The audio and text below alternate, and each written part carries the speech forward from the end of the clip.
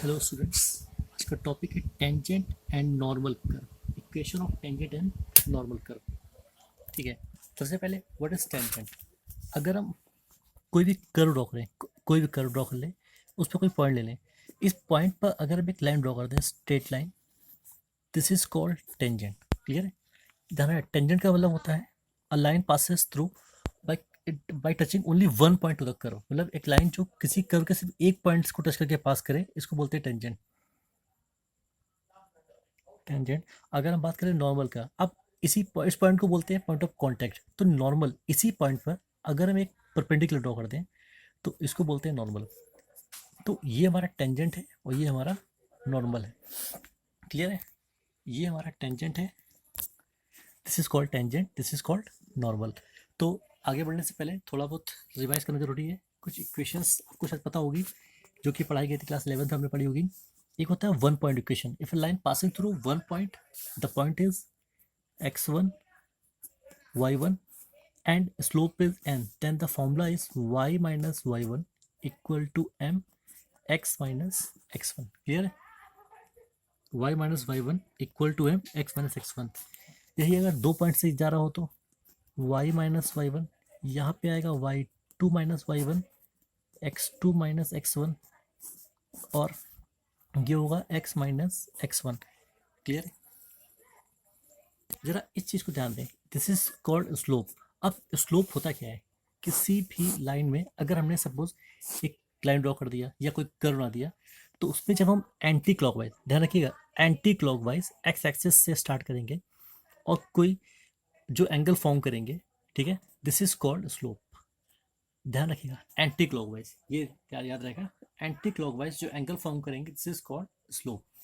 अब स्लोप की कुछ कंडीशन होती हैं, आपको पता ही होगा। अगर लाइंस आर पैरेलल तो m1 इक्वल टू m2 होता है। मतलब इफ टू कर्व और टू लाइंस आर पैरेलल तो it means their slope will be equal. लेकिन अगर दोनों लाइन या तो परपेंडिकुलर होंगी, ठीक है, तो इसका मतलब m1 cross m2 equal to -1। ये पढ़ा होगा आपने पहले। पहला, अगर लाइंस पैरेलल है तो m1 इक्वल टू m2, अगर लाइन परपेंडिकुलर है तो m1 dot m2 equal to -1।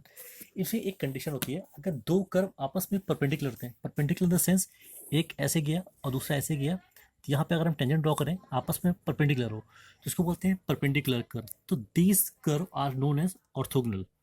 याद रहेगा, orthogonal, these curve are known as orthogonal, इनको बोलते हैं। अब चालू करते हैं। जैसे सपोज हमने एक ग्राफ लिया, ग्राफ में x, ऑब्वियस सी बात है, y, और हमने यहाँ पर एक कर्व लिया। इस कर्व को मैंने नाम दिया y equal to F X. क्योंकि ये एफ एक्स है तो ऑब्वियस सी बात है कि यहाँ पे एफ एक्स होगा और this is called x। Clear? जरा देखिएगा, तो y equal to F X, तो यहाँ पे आएगा एफ एक्स, ये आएगा x। अब हमको किसी भी पॉइंट पे, ध्यान रखिए, किसी भी पॉइंट पे टेंजेंट इक्वेशन फाइंड करनी है। अब टेंजेंट क्या है? Tangent is a straight line. Tangent is a straight line, तो जो फॉर्मूला लगेगा वो लगेगा इक्वेशन ऑफ लाइन का। लेकिन जो टॉपिक मेन है वो है कि हम इसका स्लोप कैसे फाइंड करेंगे। For finding the slope we have to find these coordinates.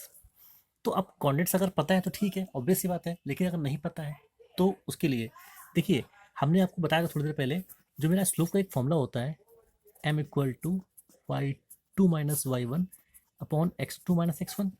तो इसको हम लोग बोल सकते हैं डिफरेंस ऑफ y, इसको बोल सकते हैं डिफरेंस ऑफ x। तो this is called D Y upon D x.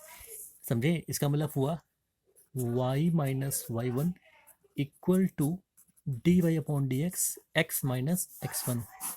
तो अगर हम किसी भी इक्वेशन का डिफ्रेंशिएट कर दें, differentiate, so we can find the slope of that curve.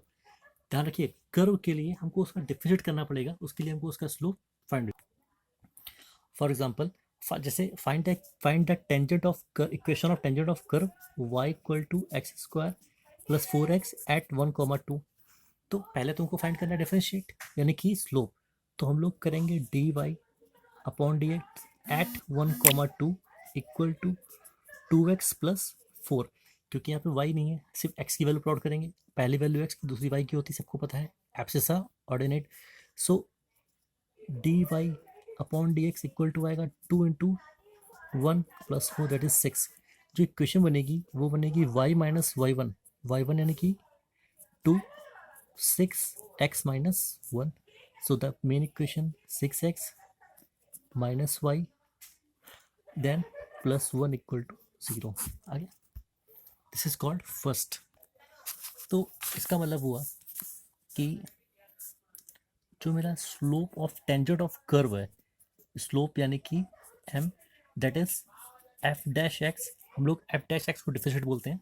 F dash act at x1 y1, जो पॉइंट आपको दिया हो उसके अकॉर्डिंग होता है. हमने यहाँ पे x1 y1 लिया हुआ है, स्लोप डैशन, ये हमारा स्लोप हो गया. फॉर्मूला आपको बता चुके हैं पहले, ठीक है. नाउ अब कुछ कंडीशन के अकॉर्डिंग है. कंडीशन के अकॉर्डिंग जैसे लिखा है find the equation of curve. ध्यान से देखिएगा, find the equation of tangent of equation of curve y equal to X cube minus 2x plus 6, ठीक है, which is parallel to the line 3x plus Y equal to 4. समझिएगा, which is parallel to line 3x plus Y equal to 4. यानी कि suppose ये curve की equation है और ये एक लाइन गिवन है, इस पर जो टेंजेंट ड्रॉ करना है, ये दोनों आपस में पैरेलल है. अगर दोनों पैरेलल है तो जो स्लोप इसका होगा वही स्लोप इसका होगा. यानी कि हम इसका स्लोप फाइंड करेंगे, इसका स्लोप अपने आप निकल आएगा. कैसे? हम फाइंड करते हैं m1 जो कि आएगा d upon D X of 3x plus Y minus 4. So जो मेरा स्लोप निकलेगा, यानी कि जो D Y upon D X निकालेंगे वो कुछ ऐसे इक्वेशन को सिंप्लीफाई कर लेते हैं. ये आएगा y equal to 4 minus 3x, तो D Y upon D X equal to 4 0 minus 3 यानी कि माइनस 3. अब जो टेंजेंट का स्लोप आएगा वो आएगा m1 इक्वल टू m2, ठीक है. तो ये होगा y minus y1 equal to m x minus x1. तो